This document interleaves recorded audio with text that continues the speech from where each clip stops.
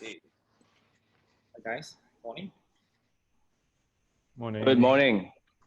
All right. Good morning, everyone. Welcome to Inity Live webinar. My name is King Huat. I'm the country manager of Inity Singapore. I'm extremely excited about today's section, especially to learn from the expert on how are they adapting the current crisis. Of course, in the current week of global pandemic, the coronavirus is shaking up our economic, business, and consumer behavior on a massive scale.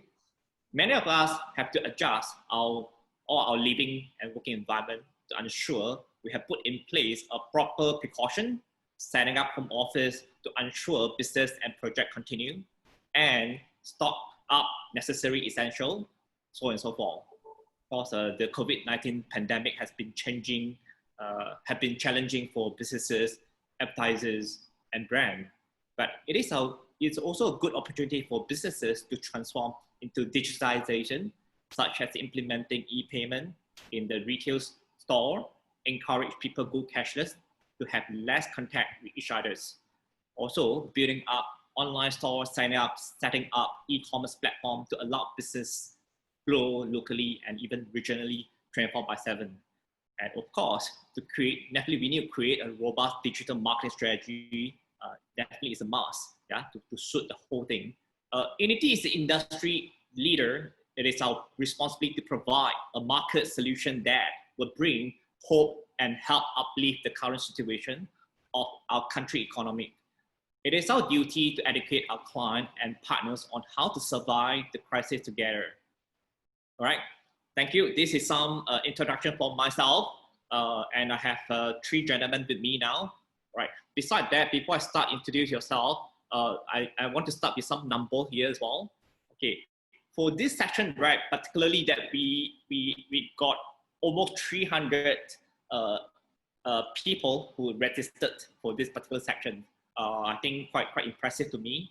And those attendees who attended, currently in this particular section, they are from more than 7 countries, such as Singapore, Malaysia, Indonesia, Thailand, Vietnam, Philippines, and Hong Kong. Yeah, quite impressive. I thought, this session mainly for Singapore, but I think that's a lot of audiences from different various markets, right? They want to hear from the expert from Singapore, how what is your perspective and view on this current situation. All right, let me welcome our speaker, Mr. Yen Lun, CEO of Publicis Media. Hello, everybody. Hi. And followed by Mr. Leroy Chua, Regional Digital Marketing Director from Shiseido. Hello, everyone. Hi. Followed by Mr. Koh Wing Wai, the Head of Channel Revenue Partnership Southeast Asia from TikTok. Hey, everybody. Hi, guys. Morning. Hope you have your good breakfast, yeah? All right. For this particular section, right, for Q&A, kindly pose your question in the Q&A, the chat, below your dashboard, yeah? And then our speaker will provide you with the detailed answer later. Okay? Okay, guys, are you ready? So we start with some introduction about yourself first, from your company, your background, can share with us. Maybe you start with Ian first. Sounds good. Okay, hi everyone. My name is Ian. Essentially, I run Publicis Media here in Singapore, which encompasses of brands like Starcom, Spark Foundry, Performix, and Zenith. I think collective representation of clients as well that we cover include whole of government in Singapore, clients like Samsung, Marriott, Visa, Citibank, and such. Yeah, so I think I just wanted to say that I'm very glad to do this as well. I didn't hesitate the moment King had asked me to be on this panel. I think simply because it's not just a moment to hear from experts, right? But I think collectively just to also hear from fellow peers in the industry, because we're all in this new situation together, right? Unprecedented times as well for all of us. And I think it's important that we share valuable insights with one another. So glad to be part of this panel. Thank you. How about we move on to Leroy? Hi, everyone. Hi, I'm Leroy from Shiseido Asia Pacific. So for me, I look after digital marketing in the region. So for me, I sit within a digital shared service team that works across different brands within the organization. So if I think most of you are familiar with Shiseido Ginza Tokyo as our crown jewel brand. But apart from that, within the prestige portfolio, we also have NARS, Laura Mercier, Claire de Port Beauté. Moving on to more of the prestige brands, we have Anessa, Senka, ZA, D Program, some of them that you are more familiar with. And last but not least, which is our fragrance division. We work with D&G, Narciso, Issey Miyake, Serge Lutens, some brands that probably you are familiar with. So we work very closely with the brand teams within the organization to really look at how to navigate or how to overcome some of these challenges through digital for the organization. So like Ian, I'm very glad to actually join this session to discuss, right, with experts or with across the industries to look at how everyone's actually trying to overcome these challenges, given that the retail business, I think globally and even the region, has suffered a lot. So how is everyone actually moving on to e-commerce? I think what's the impact of digital maturity and readiness has a role to play. Yeah. Will you share some promo code with the audience here as well, so they can? Sure. After this. All right, we move on to Mr. Wing from TikTok. Hi. So my name is Wing, as I've been saying. So I work for TikTok. I've been in TikTok for the last maybe about 2 months now, so fairly new to the family. I've been an agency boy for a large part of my life, and I spent a short tenure working with Ian as well in Starcom. So I think today itself has been interesting to me because, I mean, aside from working quite closely with Inity, what we focus on in TikTok is, we are scaling up our team in Southeast Asia. And specifically for channels and agencies, right? So we focus on our agency partners like Inity, and working with brands across the region, so that you can start building your conversations and your communications on a platform like TikTok. And I was saying today is very interesting to me because it's a good way for me to learn from everybody else. It's also good to connect with some industry friends again. And wherever we can work with any one of you in the industry or any one of our friends, I think it's about learning it together. This COVID-19 situation is a tough one for anyone to get past on their own.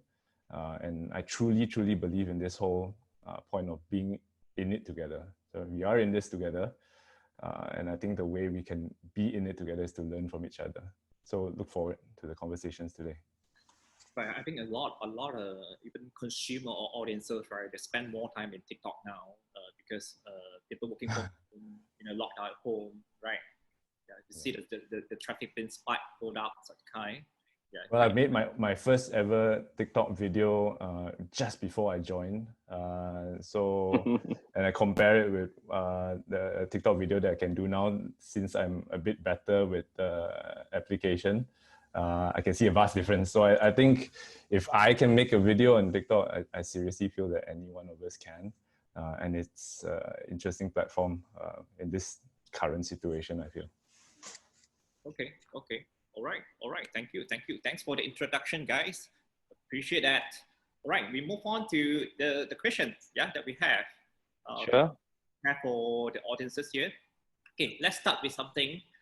How do you personally stay healthy, such as mentally, physically, and to keep productive while working from home? Okay, why don't we start with Mr. Ian first? Yeah, I think the situation really differs for everyone, right? So I think what applies to me may not be applicable to different people who are living in, households of many people, for example, or even kids. For me personally, because I stay on my own, and I happen as well to live within the city center close to the park, right? Essentially, where I can take walks as well. I've learned to actually optimize a lot of my time even better because everything is just a mishmash, right? In terms of what you have to do at home and also what you have to fulfill at work. So obviously, I do things like take a lot of calls while doing a brisk walk by the park, right? Just to ensure that I'm getting my cardio, right? At the same time. But I also believe that, you know, what has been important for me is fixing a routine, being more disciplined about routine. So my work calendar is actually my life calendar. And apart from just scheduling my meetings as well and calls with friends or clients or colleagues, right? Essentially as well, I schedule time as well to ensure that I'm doing my house chores, you know, watering my plants, for example, reminders over there, you know, just ensuring that my personal needs are also met during this time while I'm balancing the fusion of work and life. So I think routine, right? Organizing your time and sticking to schedule, and then trying to find efficiencies, like for example, taking a fast walk while on a call, right? These are things and examples that have helped me through this time. Okay. You know, I always follow you, right? Your IG, your Facebook, right? You know, I keep on seeing your IG story, right? Oh my God, this guy, damn on. Try to maximize and be efficient where possible. Yeah, that's life. So I always tell myself, you know, I need to follow Ian as well. You know, always exercise at least, you know, once a day. Yeah, to tell myself that. Right. I wouldn't say once a day. I probably, I mean, if I were to share a bit more about my workout regime, I do probably like resistance training, like weights and body weight training, maybe 2 or 3 times a week, which is between just 45 minutes to an hour, right? And then cardio as and when it's possible. So again, you know, for those who really love running, but they don't have much time to run as well, you know, I would really advocate walking where possible. Of course, in a safe environment, you know, less crowds as possible, right? All in the mindfulness of what it is today. Yeah. And also, I think you cook quite healthy food as well, right? You know how to cook all this healthy food. Very good. Yeah, nourishment where possible. So cook where I can, but sometimes, of course, I think it's important also to reward yourself after a long work week, right? So I do indulge every now and then on weekends, especially, right? If the week has been really tough and hard, which has been, I think, of recent times, then I'll just call my favorite restaurant and order a nice meal from there. Yeah. All right. Thank you, Jens. Well, move on to Leroy. Yeah, actually, in fact, for me, it's very similar to Ian. I do try to have a very disciplined routine throughout the week. As much as possible, I try to keep before and during COVID routine similar. So before that, like what Ian has done, I've done a lot of workouts, even during the COVID period. I think at the same time, I also try to cook a lot more. I think you see a lot of IG photos, everyone's trying to be a master chef or aspiring to be a master chef, right? Not saying that I'm aspiring to be one, but I definitely put a bit more time into prepping food, trying to eat healthy, workout. I think it's overall physical and mental well-being. That's I'm trying to also balance. At the same time, I do try to pick up a couple of things that I've always wanted to do. You know, when before COVID, we're always busy, right? Sometimes we have excuse that, you know, work's taking up a lot of time during the weekdays. So I think taking the benefit of working from home, you have a bit more time to actually control your own schedule. I also try to read a lot more during this period. So trying to introduce something new, trying to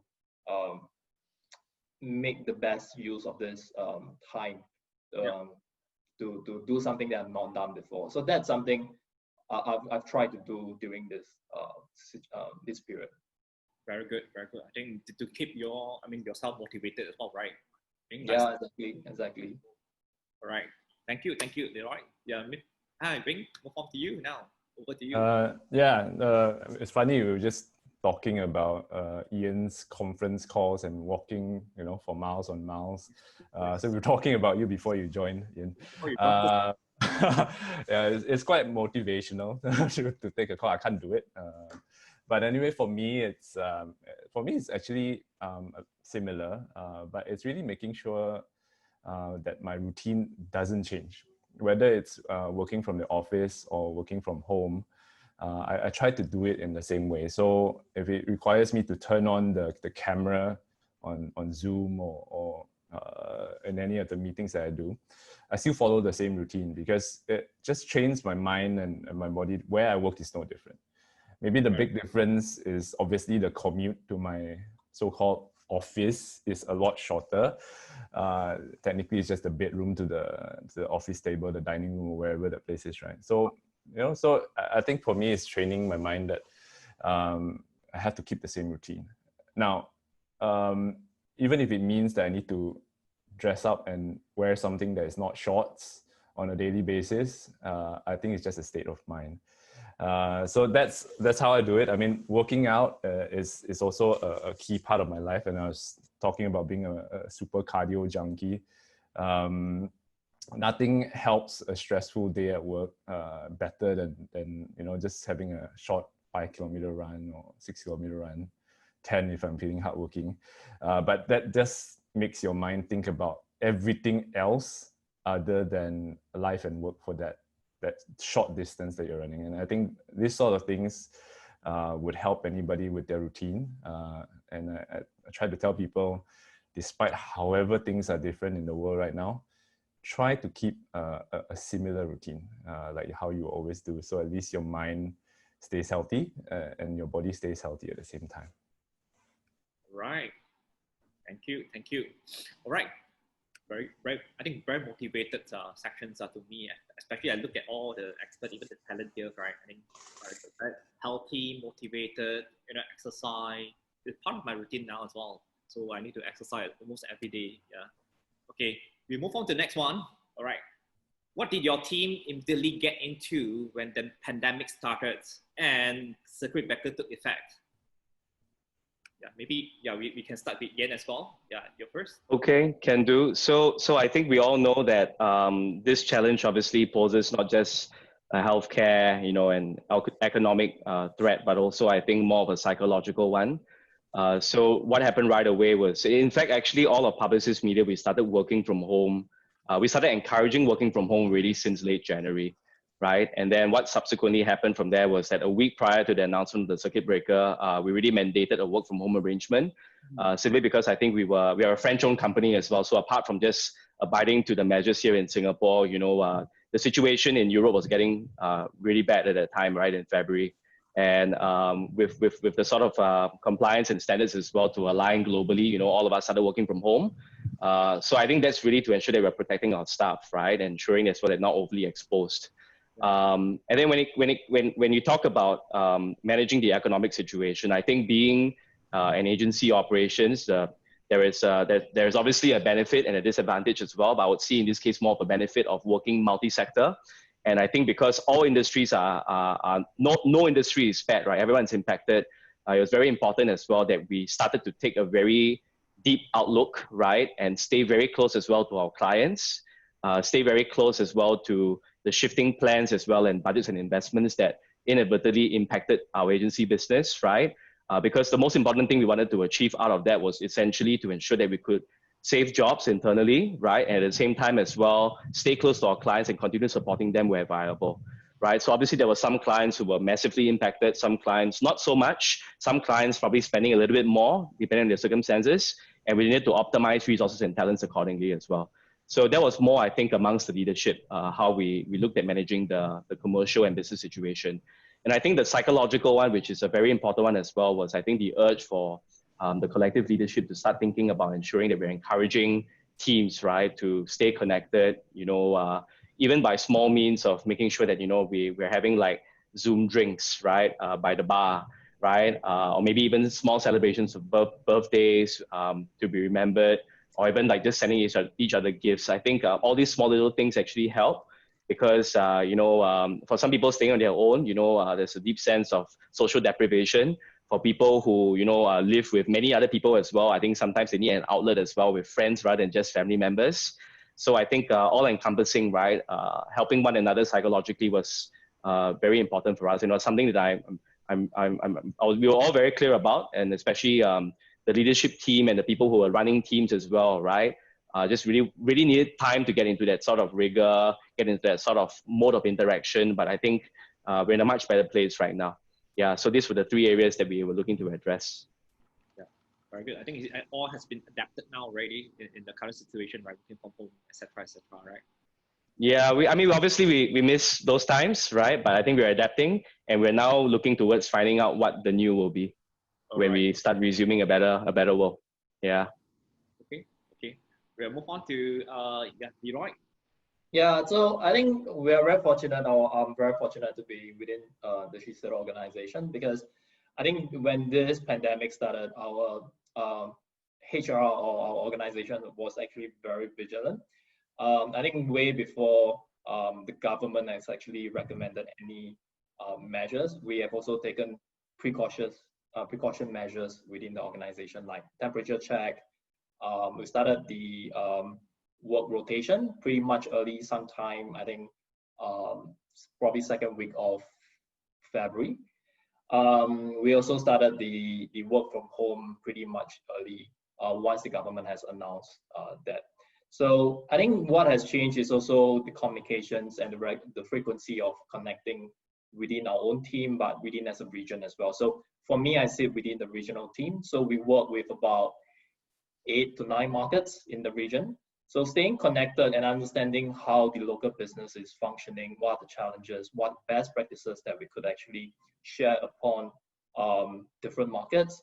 So for example, what Thailand has done, could it be applied to Singapore or some other countries? So we have weekly cadence or weekly calls to actually connect with our local teams, be it digital, e-commerce, CRM, or the brand team. So we have frequent calls with the local teams to understand the business situation. But even as a region, as a regional team, we have monthly business calls, definitely with the local teams to understand what are things that we could actually help or navigate through the situation. Even sometimes as simple things as what's the government policies that's happening in Philippines, for example. Because for example, I think a month or two ago, due to the policies implemented in Philippines, even logistic business has an impact on the e-commerce business. So the customers could actually purchase online, but the delivery couldn't be done within the month, right? So how could we navigate from there? So not just the local team that's addressing this challenge, but even from the regional team, how do we help them on this? So staying connected, I think within the region is actually very important for us. But at the same time, staying vigilant locally and as a region is also another factor that we consider as well. All right, very good. I think very good, very impressive. Small. We'll move on to Wing. Yeah. So I think generally the approach for our organizations and the focus of this, the safety of employees, is obviously of the most important thing that companies focus on. So I think for us at ByteDance, I think the key here was really nimbleness and speed. So a lot of us have joined the organization over the last 2 to 3 months, which means that we joined a company right smack in the middle of a lockdown situation in many countries. So staying connected was more often than not the key to the employee well-being for any organization such as ours. So I think employee safety, precautions, compliance to safety and everything, and working from home at the right time. I think the nature of our company and the HR teams, right, the rigor of them, right, working through the changes in the processes and everything to make sure that everybody is staying connected and staying safe is the key thing that really happened for a lot of us. And this includes simple things like social gatherings, 6 p.m. drinks or something like that. That happens even driven from a HR level, which is interesting to us. You don't necessarily have to drink alcohol. I'm not in any way promoting drinking of alcohol here, just to be clear. But you can have your tea, your coffee, or whatever it is. But I think also on the nimbleness of making sure that all of us are connected for our mental sanity as well. Is something that the company pays a lot of attention on. And us as a team, and obviously we are already distanced into different markets. We are also distanced now, even further because of the current situation. So I think making sure there is enough FaceTime, connecting with each other on at least a regular basis without being overkill. Right, let's not kid ourselves. We already have tons of meetings. What's another meeting, right? So let's be mindful of that as well. So I think this whole way of communicating, new way of making sure that we have not met in real life before, some of us, how do we get to work and know each other a lot better is something that we focus on a lot as a team. So I think the company has helped a lot in amplifying some of these efforts. And I'll just share a simple story before I end up talking too much. Is even in our Singapore team, giving a care pack is common, right? Most organizations would do that, but giving a care pack that encourages you to do something together. So something as simple as a terrarium, right, was given to us, and then time was set up so that we do it together. Yep. You know, so I think it's all this simple, very, very simple things that a company can do. And any company can do this, right?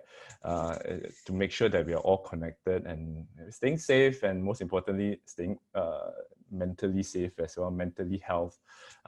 Mental health is kept to its best in these trying times. Yeah, that's kind of like a summary of what we've been doing. I do believe that, for probably you all will learn even more from China, from the China team, how to put even better the kind of precaution measure into the company, because I think big team in China, right?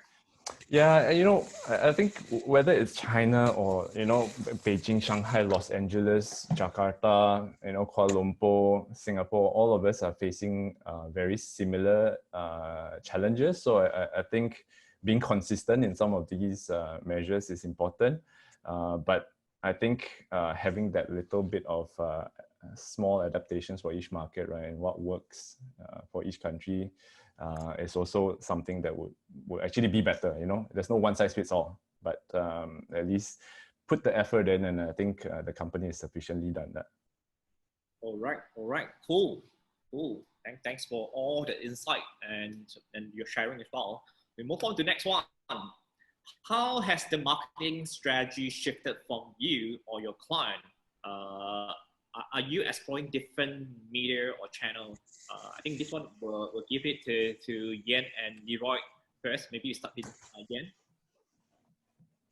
So it's not a broad stroke answer for this. I think essentially we try to simplify it by looking at the various sectors, right, and how the respective impact of COVID-19 has been against them, right? And I think you're looking at clients who are on the extreme end of the spectrum, who are highly challenged in terms of their business. For example, the hospitality, airlines, right? Those brands as well. I think we all know it's very unfortunate. You're seeing a significant dip in terms of capacity. So I think fundamentally it's not really a marketing challenge, right? It is fundamentally as well the very fact that people cannot travel, the very fact that people as well are not allowed to leave their country, even leave their homes, right? There's something they can do, right, from a marketing perspective. So on this front, really, it was about just really staying close to clients and acknowledging that activity is going to cut, right? There is no strategy at this point in time till we monitor when governments are going to lift regulations before things can then eventually start to resume very slowly. And obviously, I think for some clients, who work with us on a deeper level relationship rather than just a transactional one like planning and buying, we have been supporting them through what we call recovery planning. So for example, today, some of our hotel brands whom we work with are thinking about domestic initiatives, right? Because the moment the local lockdowns are being lifted, like what we saw in New Zealand, for example, yesterday, right? People are allowed to go out. The next thing they want to do maybe is just to find a bit more reprieve in social interactions and then spending time and maybe going to an F&B outlet together. But of course, as a hotel, maybe they could also then encourage you to visit their bars, or just to have a staycation, right? So that's really for the challenge brands as one example with hospitality. There are some brands, for example, who are less impacted, but they're just more assessing the scenario, the circumstances. For example, some of our financial clients like banks, right? Obviously, there is a bigger issue with credit flows, and things like that. But from a marketing perspective, people are spending less for sure because they're staying home. So they're transacting a lot less, right? But at the meantime as well, they are still fulfilling, or they're using the money they have to buy and fulfill other types of needs. So, how can then some of these brands who are doing it right think about utility, right, and function and being a lot more useful, right, for people during this point in time, rather than, for example, pushing out hot deals out there, for example, or shopping deals, right, with a credit card, which doesn't make sense in this environment. So it's a bit of a pivot. And then there are some brands, for example, who are significantly pivoting their approach because, they've been heavily reliant, for example, on footfall traffic. So one example, for example, would be like automotive brands, right? We all know it's a high value, high decision making process for people to buy cars. But very virtue again, if they cannot visit the showrooms, people are not out looking at out of home ads around Linky or Alexandra. So what we have to do obviously is to think about pivoting the approach of creating maybe virtual showrooms, for example, right? And getting people to visit those virtual showrooms as well, and accounting for engagement beyond that, and follow through. So that's one example of clients who are pivoting. And then there are a couple of clients who are actually spending more, right? Singapore government, for example, has to communicate a lot more. For example, some brands who really have already pivoted to an e-commerce approach, they realize that now's the best time as well to get themselves out there, right? And just to encourage people as well to make a purchase through them, because they have the infrastructure, they can look at fulfillment as well for logistics in quick time, which is what people want right now on demand. Yeah, so it's not a broad stroke approach. I think different clients are going through different stages as well of this, or impacted very differently. What's really important then as well is that they have a very clear management vision as a company about what they want to fulfill, but it also boils down then to cash flow and how long they can sustain, right? And the partners that they work with. So while it's complex, I think simple enough, we try to look into these 4 buckets, right, of how clients are classified. But majority of the spend have moved into digital, or is there's still some like in other channels as well? So I'll be very clear, right? Overall spends have cut. No one is, very few, there are some that are spending more, but majority of clients are cutting budgets, simply because it's not, the economic fallout is very real, right? And everyone's just being very prudent about it. So with budget cuts, I think, and everyone looking for deeper accountability, and everyone thinking about the basics of mobility, right? People can't go out there. So for example, out of home ads, you can tell that probably they're struggling a lot, right? You can tell that, for example, cinema advertising as well is not going to happen because no one's visiting the cinemas, right? But TV, for example, more people are watching the TV. Although we do have to scrutinize and look into whether or not they're watching free to air or cable, or are they looking at subscription, which is no ads, right? For us to make sense of it. But certainly, of course, yes, digital advertising obviously is, I would say, not necessarily more spend, but higher share, right? Yeah, higher share of spend coming from clients. And I think some clients who are starting, or for clients who already have gotten it right before, now's the best time for them to then increase investment significantly. For clients who have not been spending so much on digital, obviously now they could be in a fortunate position of them being too late because they have no site, for example, or no e-commerce fulfillment capabilities. Then they have to then sustain through the period as well to ramp up. But there are some clients, for example, who have been experimental and know that now's the time to accelerate, right? So again, it varies. But yeah, I hope I answered the question as well when it comes to the channel mix. Yeah, makes sense. I think quite impressive as well. Over to Leroy. Yeah, so I concur with what Ian mentioned. I think a lot is down to the business nature that influences the marketing evolution or changes. So I think for us, we are very heavy retail business. I think as you can see, we have quite a few stores in Singapore across departmental stores. We have our own freestanding stores in, for example, ION. So I think during this COVID-19, our retail business definitely has taken a hit. A lot of our business has also moved towards e-commerce during this period of time. I think like a lot of other businesses, for us, we have really invested in that for a couple of years. So I think this really saw a very promising period where e-commerce has pretty much taken off. I think put it out there is that, digital investment definitely has gone up, but like what Ian mentioned, I think budget cuts are happening everywhere. So I think that's something we are also very conscious in terms of how we progressively increase our digital capabilities during this period. I think take for example, one of the things that we have focused a lot more during this period is technology, right? Because if you look at our makeup business, is a very high touch business, right? You need to kind of put on, for example, the foundation to find the right shade for you. You need to put on the right lipstick. You need to love the color before you buy.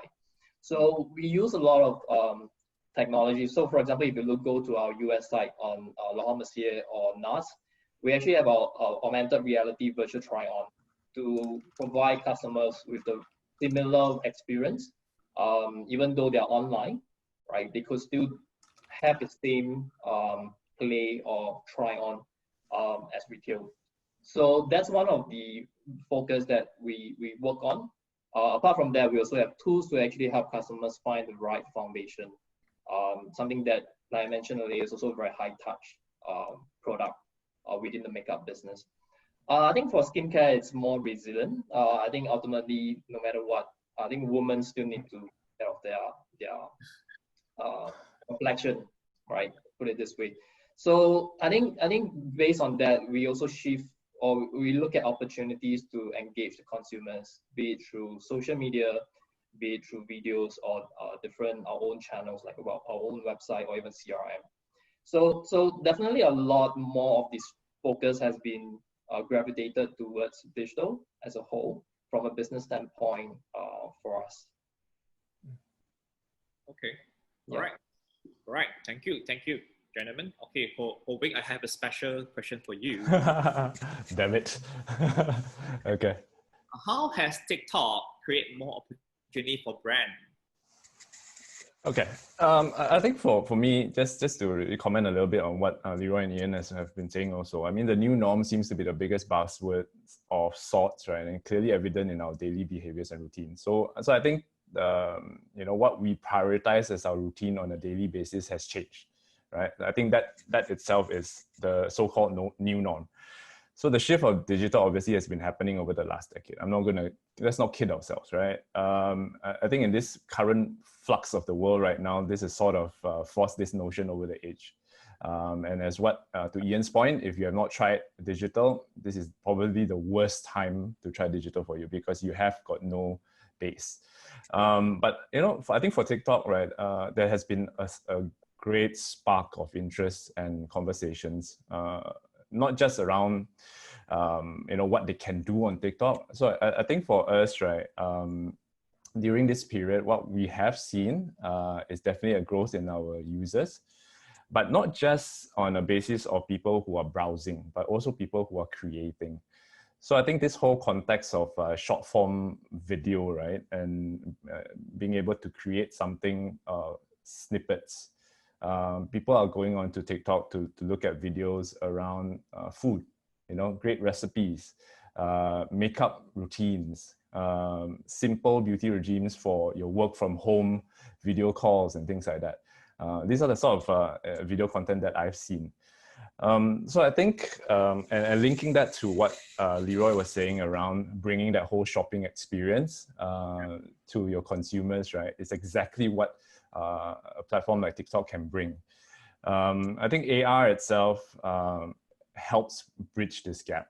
If you can't go down and speak to the brand consultants over the counter, what's the best thing that you can do, right? It's obviously you start testing out makeup looks right on the platform itself. So if you're on TikTok, sorry to plunk this in a little bit, but that opportunity is there. You obviously, as a brand, you can bring this entire special weekend look from the COVID-19 situation right down to the shoppers' mobile phones, right?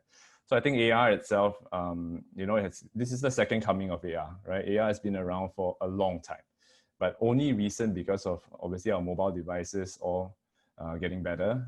The opportunity on AR helping the shopper experience itself has become even more evident. So I think TikTok itself helps with that. And I don't want to risk sounding like a super salesman on this panel, so I won't. But I guess the point is any platform that can help bridge that gap in today's current situation would definitely be the opportunity for any brand, right? So I think in a nutshell, that's my view on it. I think that those are the sort of opportunities that you can have, especially on a digital platform. And if this world heals itself after 6 months, a year, I don't know how long it will take. Some of these things that have been happening in the industry, right, will continue to be the norm right after this period. So I think it's a good time to try if you haven't, and it's a great time to practice if you have already been in this whole digital landscape. All right. Thank you, Wing. Okay, we're gonna move on to some more important questions because I think now it's 11:43. So okay, we're gonna move on to quick one. All right, guys. Since Circuit Breaker, there has been a surge of businesses coming online, especially in e-commerce space. How can brand or businesses stand out from the clutter? And what new marketing initiative have you seen? Okay, this could be from your company or client, or something you saw from other company each. All right, I think I will throw this question to Mr. Leroy first. Yeah, sure. I think for us, because a lot of I think in the market as well, right? Because I think a lot of business have gravitated towards e-commerce.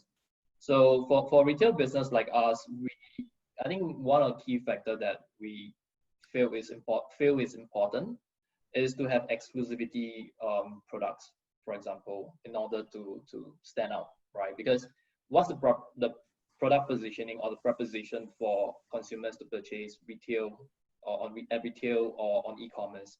So I think one of the things that I think we have seen across even competitors or even some other brands to differentiate or to stand out during on e-commerce space. I think, for example, in China, we saw I think recently Adidas actually launched their sneakers exclusively on Tmall. Right? I think in China or in Tmall, you see a lot of very interesting case studies. Even Tesla, for example, they are also doing a virtual test drive. Not virtual test drive, sorry, contactless test drive. Right? The customer can actually walk to the showroom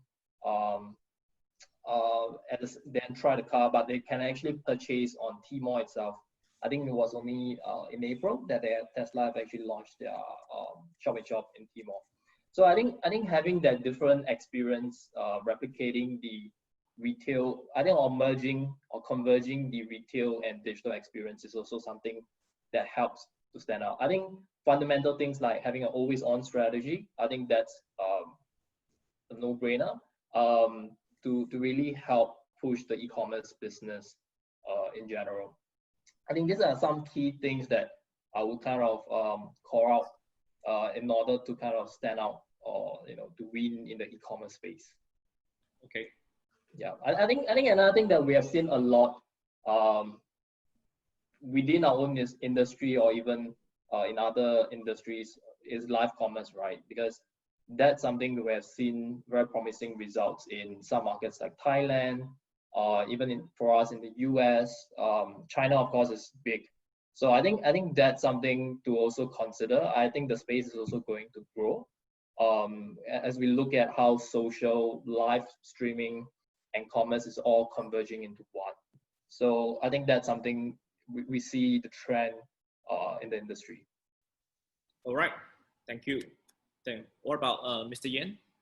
Yeah, I'll just jump in with a couple of quick perspectives over here. I think the winners of this space are the ones who had already pivoted, right, to having e-commerce capabilities in place. I think for many, I think it's a little bit, I would say, on a more positive note, it's never too late for some of them to start, right? But those that really have won are those that really have pivoted. But there are some examples. So I think I did recall internationally there is a brand like Watsons, right? It's not Watsons, but it's a similar brand, right? Where they have actually developed content as well around a pharmacist giving perspectives as well on some of the products that they are carrying in their stores, right? And what could be helpful as well for people who are who are actually experiencing various symptoms that may not necessarily, of course, be COVID related, but because of the overall rise of consciousness over your well-being and your state and your health, right? If there are certain cues of you not feeling well or you're not feeling optimum, you can ask a pharmacist. And then there are different videos as well online where people could actually watch them as well to get tips from someone who is actually certified, right? So there's that trust factor that comes into play. I think there are some other examples of gyms who are now providing online training, right, and virtual PT sessions or so for people to actually participate within the environment. So, what's important from there is the personalization that's involved, in catering to the audience. And what I'm personally, of course, been experiencing is seeing a lot more email marketing, right? With obviously the more sophisticated a company's ability to organize your segments and understand what the needs and fancies are for your audience, right? And then send them meaningful communication on what products they need because of historical data that you've managed to capture from their behavior, right? Without looking too scary in that sense. I think that has helped as well because I have personally responded to a few of these emails coming my way whenever, for example, a food company knows that what I like to eat, and then they would recommend a new menu with a couple of options that usually would cater to my fancy, right?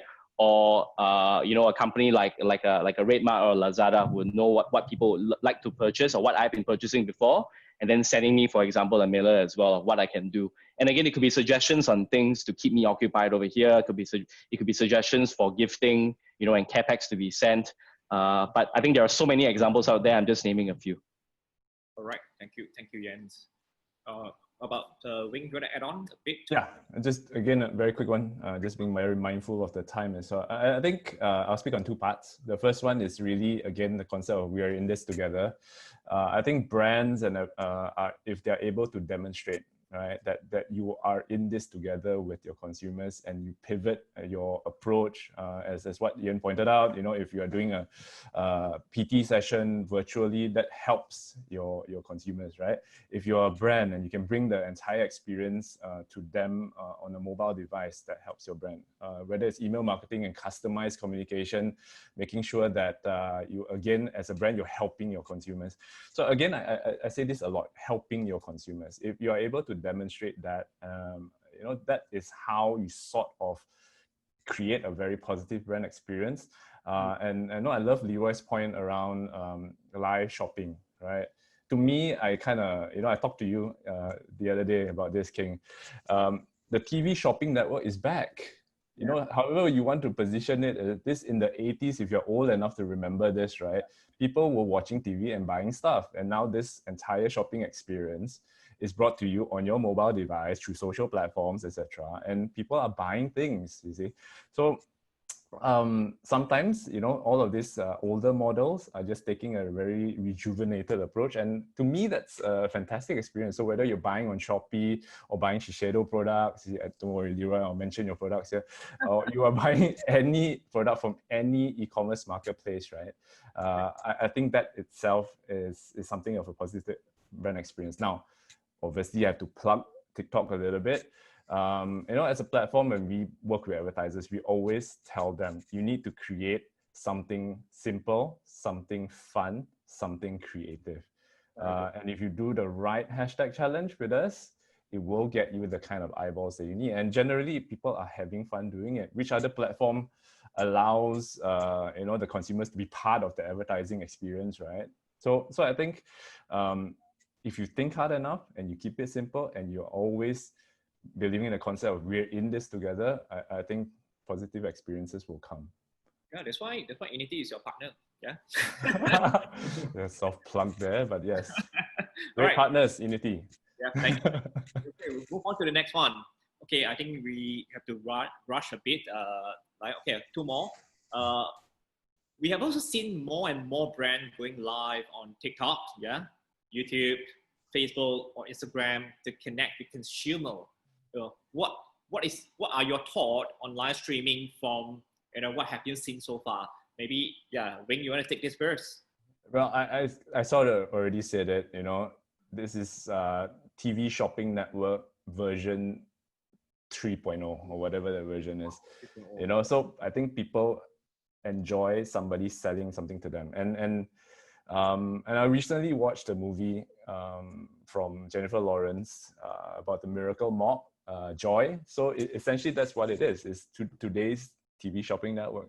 So I think going live and having that shopping capability just brings your consumer closer towards your brand and products, right? And if there is somebody showing you how it works on their skin, how it works on whatever, when they dress up in it, I think that kind of experience is definitely why going live and the whole shopping experience is important. Absolutely. Yeah. All right. We move on to Leroy. Yeah, I'll probably just add on one point from what Wing has mentioned. I think for us as a brand, I think live streaming, or for us, we look at it as conversation, right?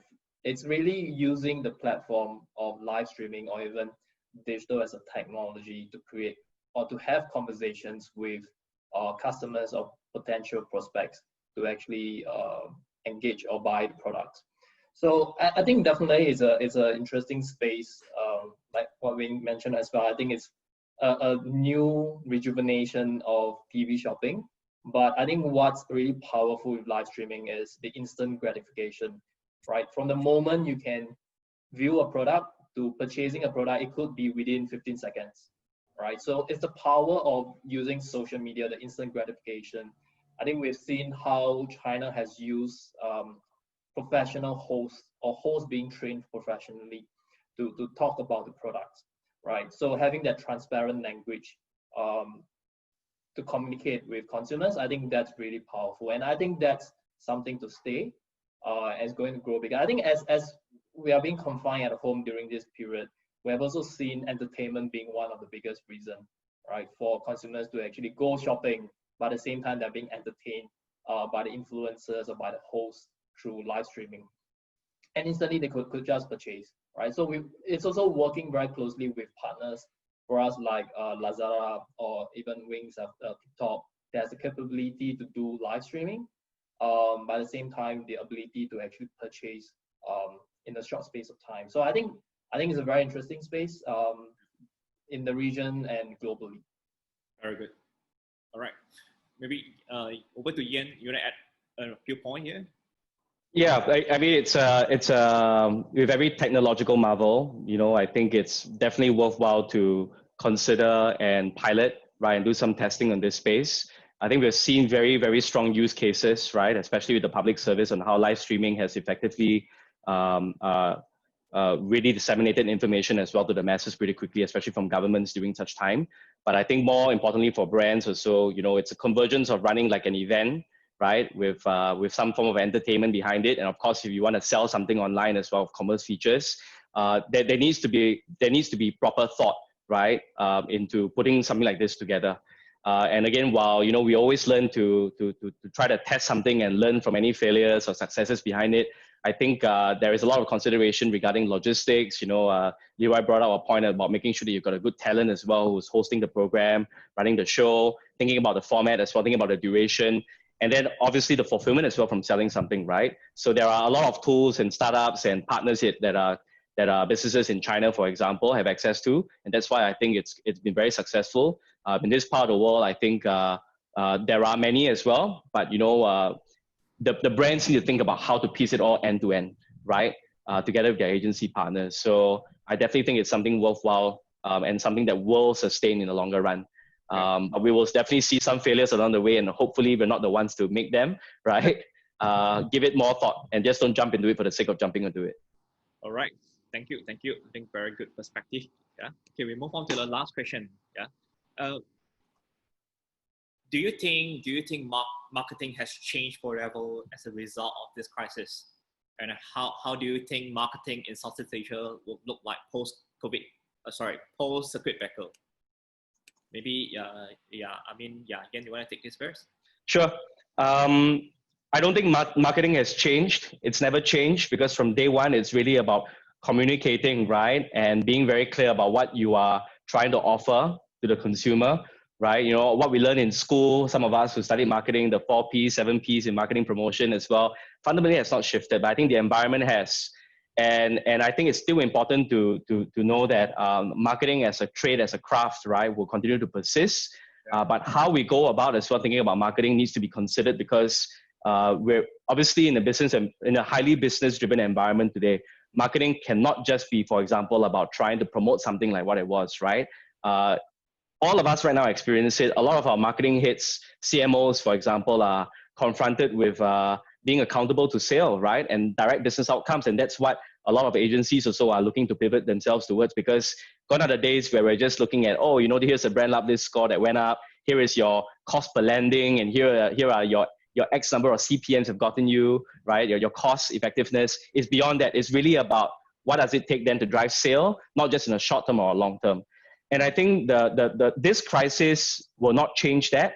It will accelerate the fact, though, that we actually need to be a lot more accountable in what we do and also be a lot more nimble and agile, right? So scenario planning is going to be critical. in the past, we used to lock people in a room and we have a workshop and we do a full annual planning, right? And then over time, we went into the quarterly planning. I think today there's a bit of flux as well because sometimes it happens weekly right now, right? As the circumstances evolve. But I think we need to find the right balance, knowing what's sustainable, using data as well to inform us about making the right decisions, but also then having some form of analysis and as much as possible, framing a crystal ball where you can to see what outcomes will be, right? And I think the way we're approaching with clients today is look at a 0, 3, 6, 9 sort of outlook, right?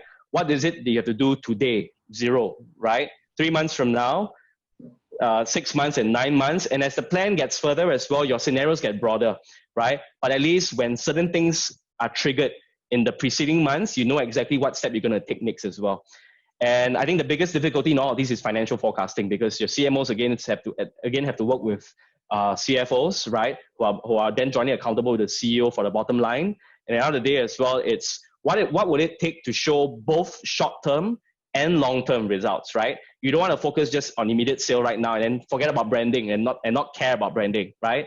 I did see a question as well on the panel, and I also hope I can answer this at the same time because I think at this point in time right now, it's also important that brands stay close, to the consumer and also not be opportunistic, right? Not be distasteful in the way we communicate. Stay relevant where we can as well and encourage the right values within society right now in the states of mind that individuals have, within this current lockdown situation. And then at some point in time, it will pay off. But the question that will come back to us is how and how are we going to measure it, right? And that's what we're all trying to uncover right now, accountability. So that's what's going to definitely significantly increase accountability and measurement through this time. Okay. How about Wing? What do you think? I'll also attempt to address a question at the same time, which is, what is the recommendation to reach out to not so digitally savvy people? Again, I think like what Ian said, marketing has not changed.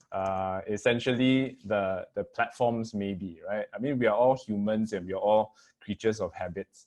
So our consumption habits, if you do something frequently enough and long enough, and since we're in this entire lockdown situation for a long period of time, all of our consumption habits will change. Our prioritization of our daily habits will change. Yes. And, I think right now what's happening around the world has sped this change up.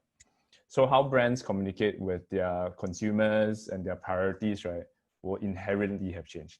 Now, how do you reach a not so digitally savvy consumer? I'll be honest, keep it simple. You just want someone to be exposed and interact and engage your brand. I think as a platform, that's our role and responsibility. Finding the right way to communicate with the audience for you as a brand. And, as long as our measurement capabilities are in place, working closely with the brand to make sure that will eventually arrive at a business objective, whether it's sales or whatever else, right? I think that's our role. But again, marketing has not changed. Maybe the platforms and habits have. Yep. Okay. Thank you, Wings. Leroy, want to add a few more points here?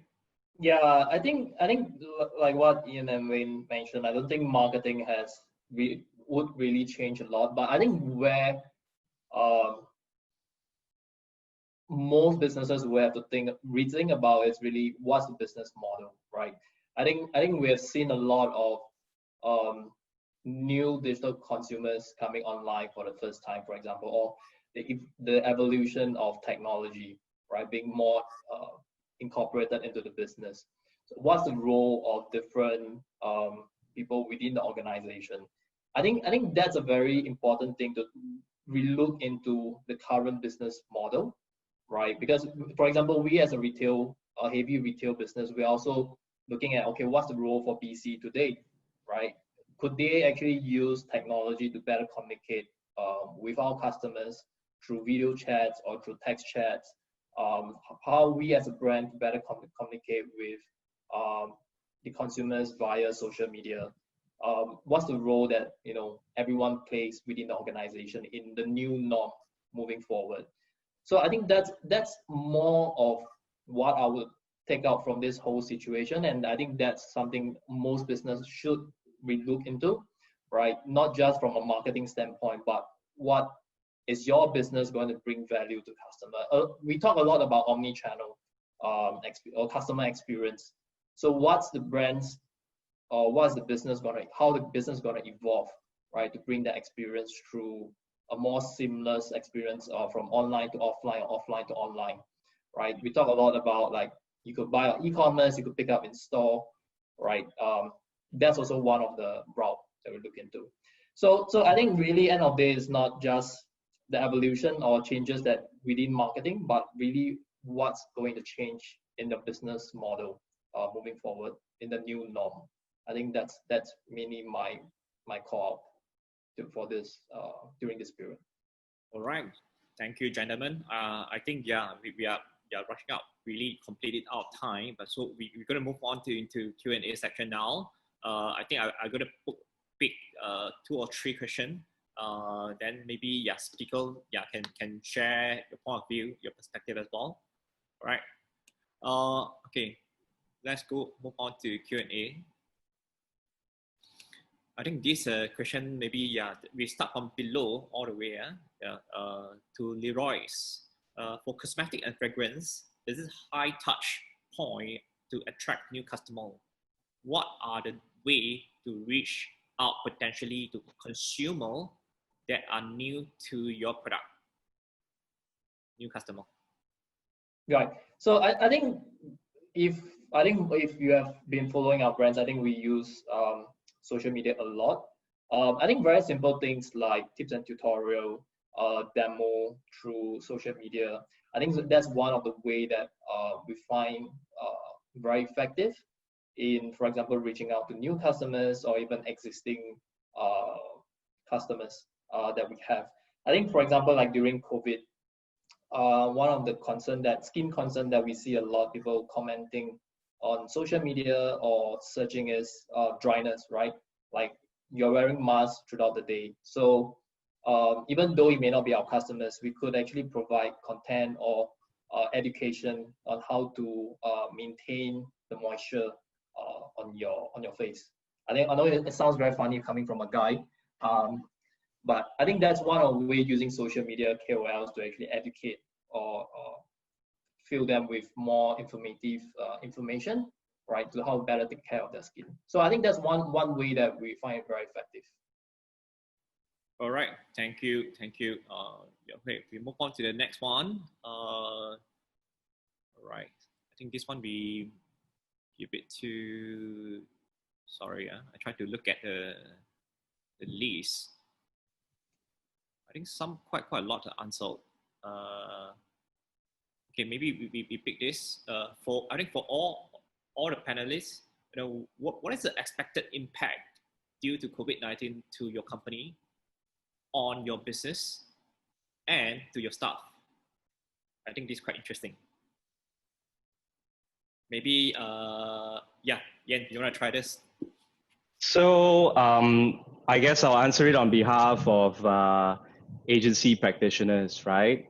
I think the agency world has evolved significantly. When you look at different stages as well of economic development and what client needs have been, and I think we are now at that stage where a lot of clients are looking at solutions to transform themselves from a marketing organization to something else to be a lot more enabled. But I think linking to the point as well of shifting business models as well, it's really about digital transformation, right? And we are at least at Publicis Group, shifting and pivoting towards a lot more of those upstream conversations with clients. Like today, planning and buying for media is just really one part of what we do, right? There is a lot more, and which is precisely why we're coming together as well as all of Publicis Group, to put together an end-to-end solution as well that a lot of the CMOs would need, but inadvertently as well would impact a lot of your CIOs, CTOs, or even the CEOs who are looking to transform the company. So our business model, obviously, it's still going to be within business services, what we're offering to clients, but the conversations have to shift. Leading a media group here within Publicis Media. So again, it's no longer just about, what sort of media outcomes you're looking at for clients. It really is about laddering up to business outcomes that the clients need. And then what else can we do apart from just planning and buying media, right? laddering data conversations, customer experience and everything else, putting it all together, content and such as well into one to support what the clients require. So that's our evolution. Yeah. All right. Thank you. I see, Wing, you have answered or replied to one of the Vincent Folk brand. So I no need to address anymore. All right. So we're gonna end this session now. Okay. Let me. Yeah. I think once again, thank you everyone for joining us today. Of course, definitely, I need to thank our three gentlemen speaker here to share your perspective with all our audiences from more than 7 countries. Thank you, Yan, Leroy, Wayne, for all the good sharing with all of us. And I would like to thank my marketing team for putting their effort on this marketing section that happened, make it happen. And also to all the audiences, do take note that we are working on the upcoming live stream to discuss about content marketing. Stay tuned, I think something different. All right, I wish everyone stay safe, stay healthy, stay motivated, and stay connected with Inity. Thank you, guys. Appreciate that. Thank you. Pleasure, King. Thank you. Thanks, everybody. Bye. Stay well. Bye-bye. Bye.